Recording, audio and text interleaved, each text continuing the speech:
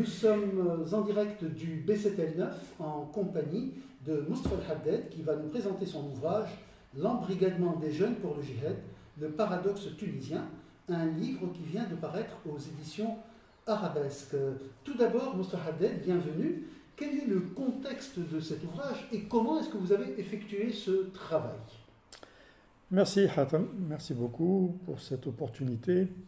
Ce travail fait suite à la précédente publication, au précédent travail que j'avais fait, qui s'intitule Chronique de la violence sous la Troïka, et qui a fait l'objet d'une publication en 2018 et qui faisait ressortir ce phénomène de l'embrigadement des jeunes comme étant quelque chose de particulier, d'unique, d'exceptionnel. Alors, comment est-ce que j'ai abordé ce travail?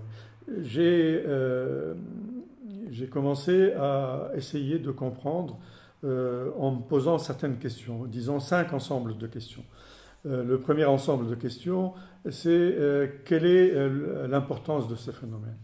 Deuxième ensemble de questions, c'est quelles sont les motivations et quel est le profil? Est-ce qu'il y a un profil unique de ces jeunes qui ont été embrigadés? Troisième ensemble de questions, c'est comment est-ce que les réseaux d'embrigadement de ces jeunes sont organisés? Et ensuite, donc, la question qui venait d'ensuite et qui ressort de ces 3 premiers, des travaux à la réponse de ces 3 premières questions, c'est pourquoi est-ce que des Tunisiens et comment est-ce que des Tunisiens, des jeunes Tunisiens, se sont trouvés embarqués dans la guerre civile syrienne. Et enfin, la dernière série de questions, très rapidement, c'est comment est-ce que les autorités tunisiennes ont géré ce phénomène exceptionnel, comme vous allez le voir probablement, d'embrigadement des jeunes pour le djihad en Syrie. Et d'ailleurs, la structure même du livre reprend ces 5 points. Absolument. Alors, étant donné que je ne suis ni politologue, ni historien, je me suis basé essentiellement sur des sources internationales telles que l'ONU, telles que la Banque mondiale, telles que le Sénat français, telles que l'Union européenne, et il y a un think tank qui s'appelle The Safwan Group. C'est quelqu'un qui a monté donc ce think tank après avoir Safwan, Ali Safwan, égyptien, qui a travaillé donc pour le FBI.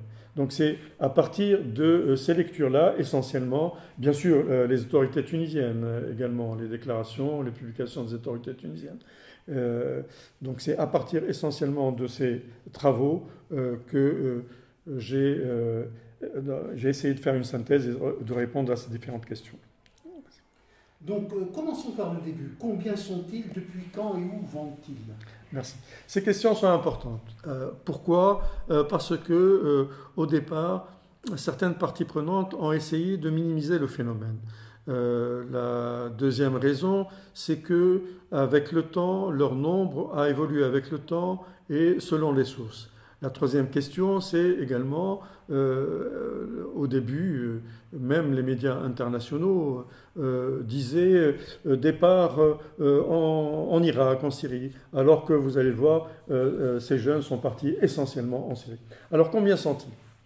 Je me suis appuyé sur les chiffres de la Chambre des représentants américaine, sur les chiffres donc de l'ONU, sur les chiffres du ministère de l'Intérieur et sur les chiffres de Safwan Group. Le phénomène a démarré, les Tunisiens qui sont allés donc au djihad, en Afghanistan et ailleurs, c'est un phénomène qui n'est pas récent. Mais en fait, le nombre de djihadistes était de l'ordre de 300 à 400 avant 2011. Ce phénomène donc de djihad pour la Syrie, pour rejoindre Daesh ou Al-Jabhat al-Nusra, a démarré mi-2012 et s'est prolongé jusqu'à début 2015. Il a atteint un maximum de 5000 djihadistes. Ça, ce sont les chiffres des Nations Unies.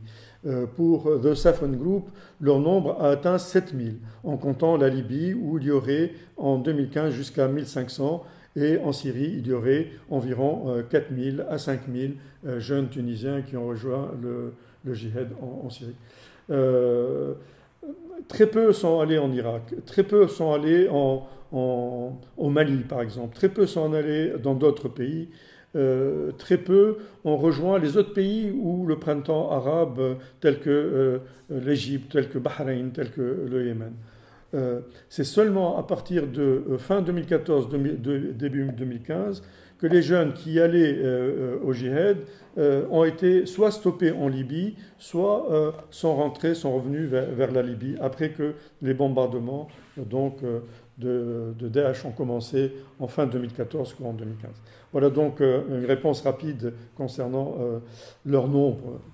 Deuxième question, c'est-à-dire deuxième chapitre de cet ouvrage paru aux éditions Arabesques sous le titre L'embrigadement des jeunes pour le djihad, le paradoxe tunisien. Qui sont-ils ces jeunes et quelles sont leurs motivations? Très bien. Alors, il y a eu... pourquoi ces questions? Parce qu'il y a eu plusieurs travaux, plusieurs spécialistes. Les indices, c'est économique, d'autres disent c'est psychologique, d'autres disent c'est sociologique, etc. Certains disent non, c'est le phénomène lié au printemps arabe, d'autres disent c'est la proclamation par Daesh de l'État islamique, etc. Il y a eu deux ou trois travaux importants. Le premier, c'est le Centre tunisien d'études et de recherche sur le terrorisme.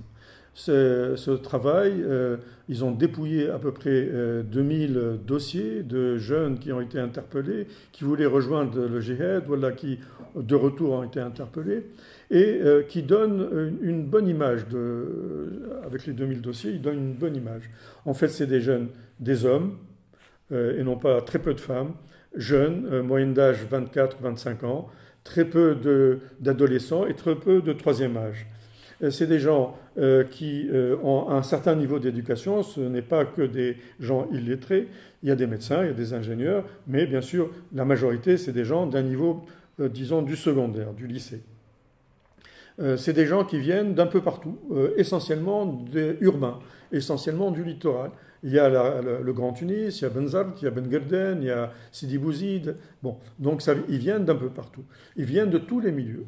Ce n'est pas uniquement des gens aisés ou pauvres, ils viennent de tous les milieux. Bien sûr, proportionnellement, quelques-uns m'ont critiqué là-dessus, bien sûr que proportionnellement, il y a un nombre non négligeable de gens qui viennent de milieux populaires.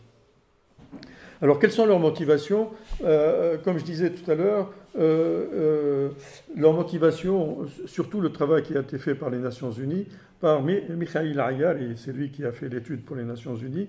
Il a pris une trentaine de paramètres, mais il ressort clairement, ce ne sont pas les raisons économiques, ce ne sont pas le niveau d'éducation, ce n'est pas le niveau sociologique, ce ne sont pas des facteurs religieux, ce ne sont pas des facteurs culturels, ce ne sont pas, etc. La Banque mondiale conclut également dans le même sens. Mais plutôt... Et l'Union européenne conclut également dans le même sens, elle a fait un travail là-dessus, donc un kaléidoscope de paramètres. Et c'est plutôt des facteurs de proximité, c'est l'accès au financement, c'est la proximité avec la Libye, c'est un laisser-aller des autorités qui ressortent comme étant parmi les principaux facteurs qui ont favorisé cette mobilisation des jeunes, l'embrigadement des jeunes pour le djihad. On continue à suivre le développement de l'ouvrage. Chapitre 3, comment fonctionnent les réseaux d'embrigadement de ces djihadistes tunisiens? Alors, encore une fois, je l'ai dit peut-être tout à l'heure, pardon, c'est qu'il y a beaucoup de travaux sur le profil, les motivations en ciblant un paramètre particulier, un facteur particulier, économique, sociologique. Les uns disent parce qu'ils n'ont pas de boulot, d'autres disent non, c'est parce que Makmouïn, etc. Et en fait, c'est la possibilité, ces jeunes, il y a un terreau favorable, comme le dit l'étude qui a été faite pour les Sénats français. Le terreau n'est pas unique à la Tunisie, il existe également ailleurs dans notre pays, mais la question qui se pose, et je ne l'ai pas précisé tout à l'heure, la Tunisie a été le principal pourvoyeur de djihadistes. Et pourquoi est-ce que c'est justement entre 2012 et 2015 qu'il y a eu autant de djihadistes qui ont rejoint la Syrie? Les conditions économiques et sociales, les conditions culturelles, les conditions n'ont pas fondamentalement changé entre 2010 et 2012 ou entre 2011 et 2012 et ne permettent pas de justifier, donc d'expliquer uniquement à eux seuls ce départ donc intense, important pour le djihad. Et pourquoi est-ce que c'est les Tunisiens? Ce n'est pas non plus, comme l'avancent d'autres analystes, lié au fait de la proclamation du califat. La proclamation du califat n'a eu lieu qu'en 2014 par Daesh, alors que le mouvement donc, des djihadistes de plus de 100 pays, plus de 110 pays dans le monde a commencé mi-2012, donc bien avant la proclamation par Daesh du califat. Ce n'est pas non plus le printemps arabe. Ce n'est pas seulement le phénomène du printemps arabe, parce que plusieurs pays ont été touchés par le printemps arabe, et aucun de ces pays n'a connu autant de djihadistes qui ont afflué vers la Tunisie, la Libye, il y avait le Yémen, il y avait l'Égypte, bien sûr. Il n'y a pas eu autant de djihadistes qui sont allés rejoindre. Le phénomène est étroitement lié à la Syrie et juste dans le temps, donc pendant 3 années, entre 2012 et 2015. Alors, ce phénomène planétaire, et ça c'est l'ONU, c'est la Chambre des représentants américains qui le disent, donc plusieurs organisations internationales disent, c'est un phénomène exceptionnel, il n'y a jamais eu un phénomène aussi important. En Afghanistan, il y a eu quelque chose de comparable, mais il y avait seulement 3000 djihadistes à l'échelle mondiale, alors que là, on parle de 40 000 à 50 000. Donc le phénomène est 10 fois plus important que ce qui s'est passé en Afghanistan. Une mobilisation aussi rapide, aussi importante, nécessite beaucoup de ressources, beaucoup de moyens, un savoir-faire. Un savoir-faire en termes de logistique, un savoir-faire en termes de recrutement. Il y a beaucoup de moyens financiers nécessaires et ces moyens ne sont pas à la portée de Daesh.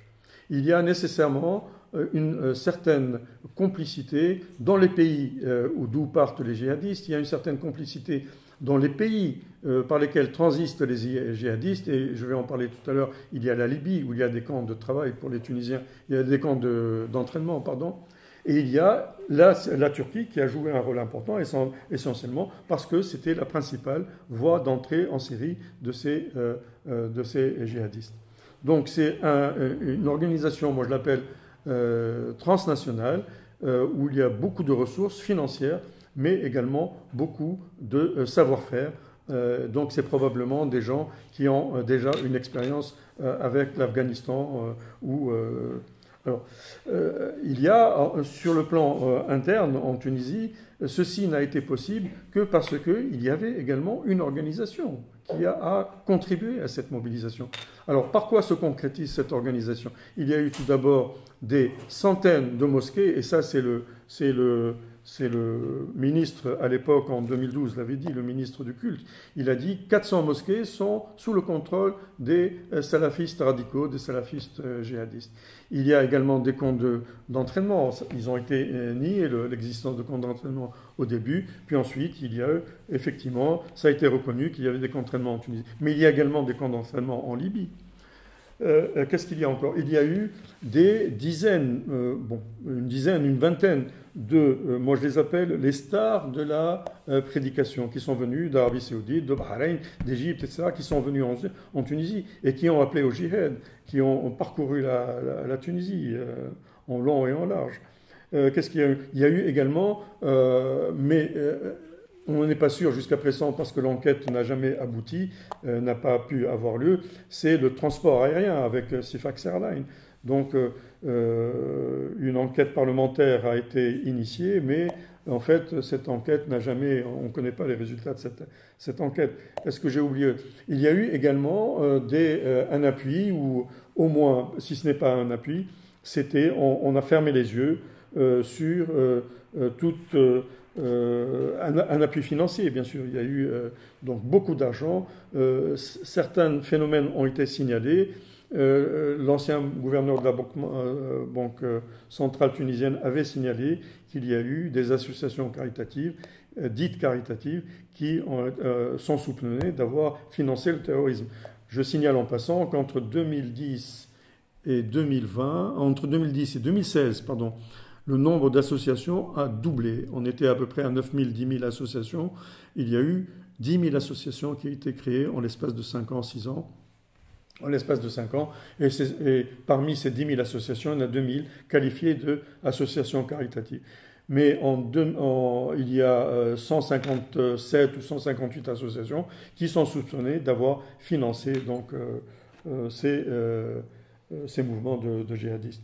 Il y a eu également un apport important.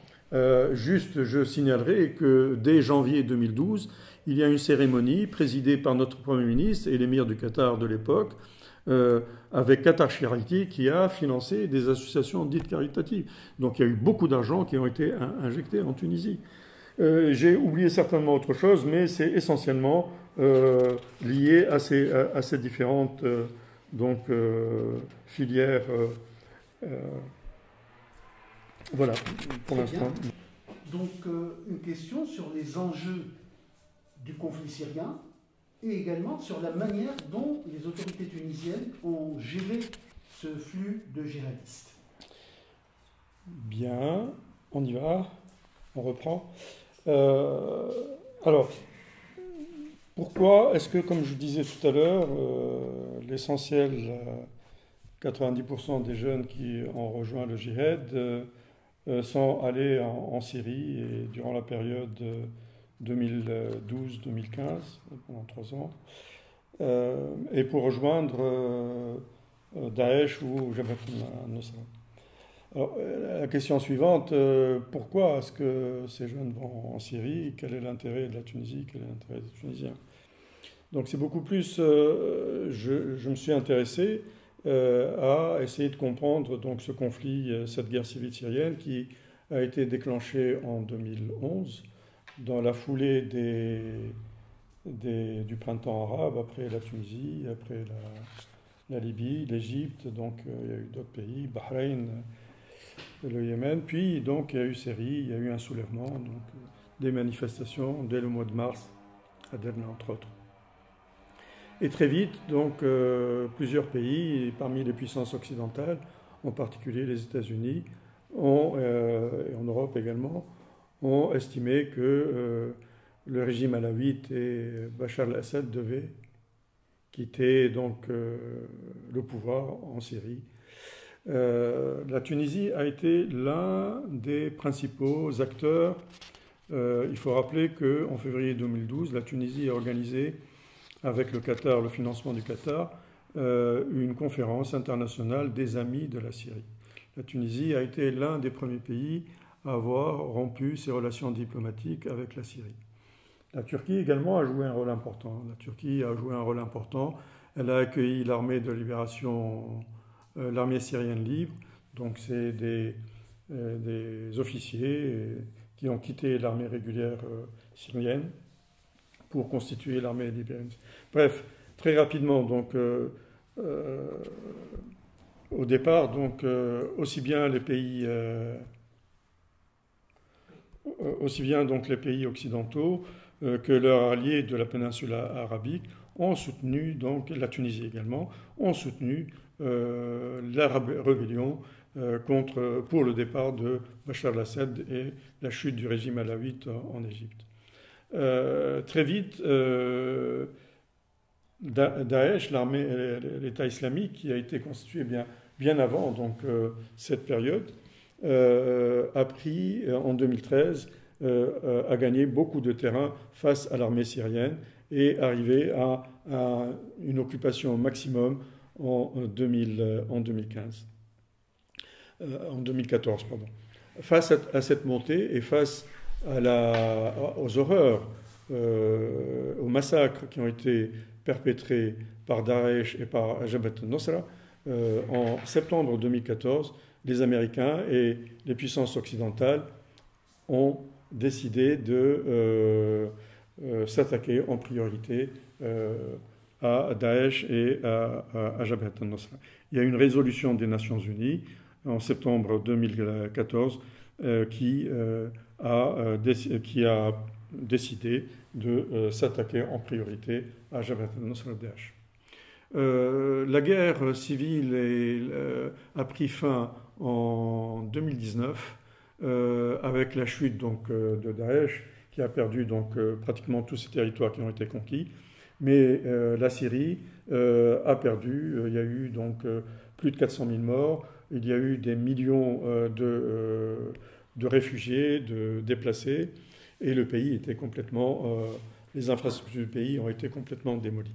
Donc après, je ne sais plus combien, 8 ans de guerre civile et d'intervention, Bachar al-Assad est toujours en place, les Alaouites sont toujours en place, le régime est certes beaucoup affaibli, mais la Syrie est complètement sous contrôle de la Russie, de l'Iran en particulier. Donc cette intervention tunisienne ne s'explique pas en elle-même. C'est-à-dire la Tunisie n'avait pas d'intérêt particulier pour intervenir ou pour encourager l'intervention de jeunes Tunisiens en Syrie. Alors je réponds à la dernière question qui est comment est-ce que les Tunisiens ont géré donc, ce développement donc, du fléau, moi je l'appellerais, de djihadistes vers la Syrie. Au départ, en 2012, parce que le phénomène a vraiment démarré en 2012, il y avait comment dire, il y avait un encouragement de fait, pour le départ des jeunes. Il y a eu, et c'est à ce moment-là que le mouvement a été déclenché. Comme je disais tout à l'heure, il y avait donc des centaines de mosquées sous le contrôle des djihadistes, des salafistes djihadistes. Il y avait des dizaines de prédicateurs qui appelaient au djihad. Il y avait des camps d'entraînement en Libye. Il y avait de l'argent à profusion qui arrivait pour soutenir ces mouvements. Il y avait des centaines d'associations dites caritatives qui encadraient ces jeunes. Et puis, la réaction donc, de l'État a été à l'époque, disons, à fermer les yeux. Au moins, on peut dire que l'État, à l'époque, a fermé les yeux. Il y a eu un changement de la position du gouvernement, de l'État tunisien, seulement après l'attaque de l'ambassade des États-Unis en septembre 2013. En septembre 2013, des djihadistes, principalement, ont attaqué l'ambassade. Et suite à la pression américaine, l'État, le parti islamiste au pouvoir, a rompu avec Ansar Sharia, qui est le principal parti djihadiste, mouvement djihadiste radical en Tunisie. Et donc, en septembre 2013, Ansar Sharia et ses dirigeants ont été mis au banc de la société et ont été donc poursuivis en justice. Depuis donc cette date-là, le flux a certes s'est ralenti, mais il a continué. Il a continué jusqu'à 2015, jusqu'à début 2015. Ensuite, il y a eu donc le gouvernement de Mahdi Jama qui a essayé donc de s'attaquer directement au mouvement djihadiste en bloquant le départ des jeunes vers, c'est le premier, en bloquant le départ des jeunes vers la Libye puis vers donc la Syrie, en suspendant donc certaines associations dites caritatives. Ceci, c'était en 2014. Le phénomène ne s'est vraiment tari que probablement en 2015. Sous la présidence de Taït Sepsi et sous donc la primature de Habib Sid, donc en 2015, il faut rappeler qu'il y a eu une série d'attentats qui ont été faits. Les attentats les plus meurtriers que la Tunisie ait connus. Le premier attentat a eu lieu au Bardo. Près de 300 touristes ont été tués. Puis ensuite, au mois de mars 2015. Puis ensuite, au mois de juin 2015, il y a eu l'attentat à Sousse dans un hôtel où il y a eu plus d'une trentaine de touristes qui ont été tués. Il y a eu ensuite l'attaque au mois de novembre du bus qui transportait la garde présidentielle. Et au mois de février, quelques mois plus tard encore, il y a eu donc l'attaque de Bengerden où il y a eu un commando. Tous ces commandos, toutes ces attaques ont été faites par des jeunes qui sont venus de Sabrat de Libye, des jeunes Tunisiens venus de Libye. Donc il y avait clairement un camp de formation, d'entraînement de djihadistes à nos portes en Libye. À partir de là, en juillet 2015, les Nations Unies ont délégué une mission spéciale. Et les Nations Unies sont venus faire le point. Donc, ils ont vu des attentats en série en Tunisie. Puis également, il faut rappeler qu'en 2016, il y a eu des attentats à Nice avec 80 morts, à Berlin avec une vingtaine de morts, faits par des Tunisiens, mais également des attentats de moindre dimension à Paris, également qui ont été faits par des Tunisiens. Donc les Nations Unies ont envoyé une équipe ici en Tunisie pour faire le point.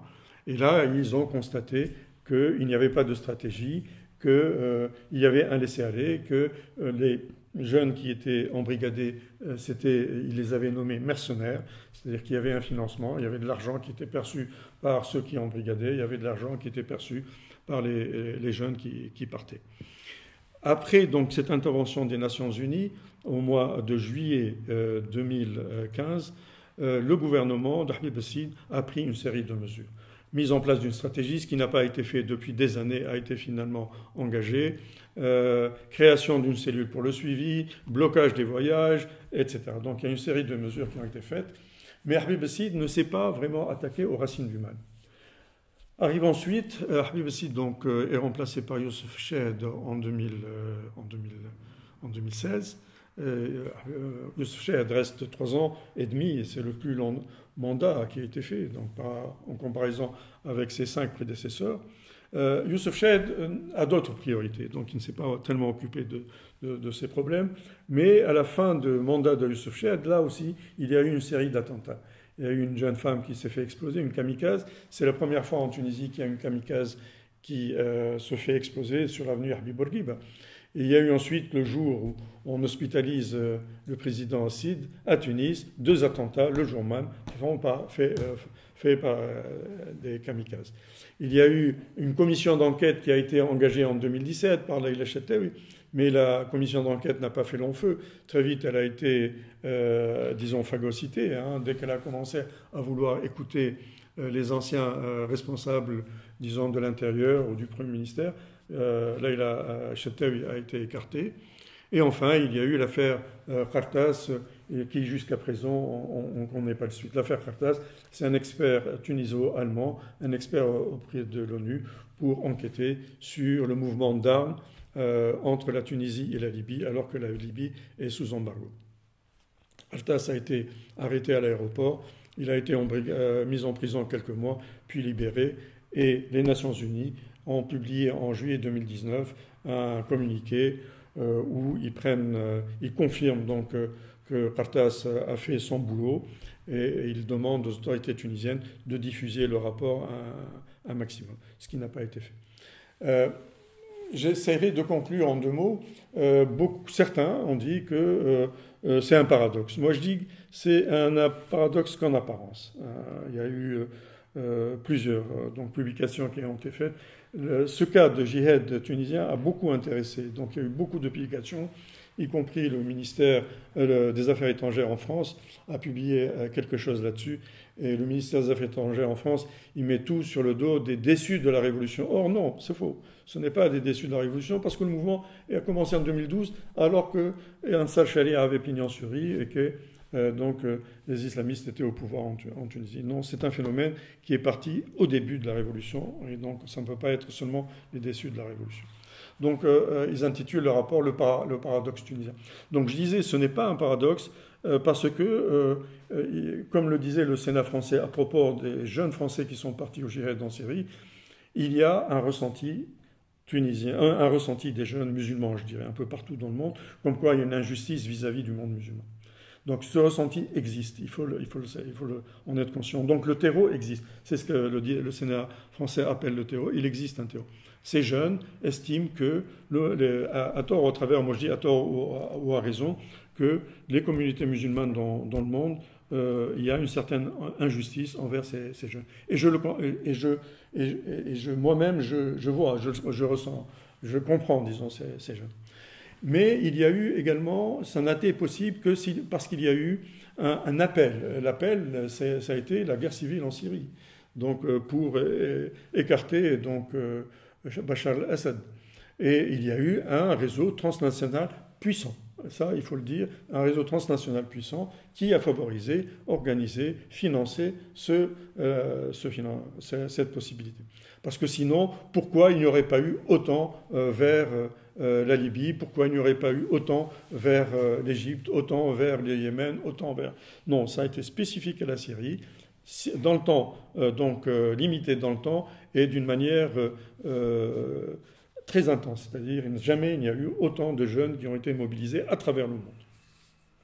Donc il y a eu un appel qui a été fait, une organisation transnationale, et côté tunisien, il y a eu tout au moins un laisser-faire. On a fermé les yeux, parce qu'il y avait une solidarité avec les insurgés, donc, syriens. La Tunisie a soutenu les insurgés syriens contre le Bachar al-Assad. Voilà, donc très brièvement, en quoi consiste ce travail.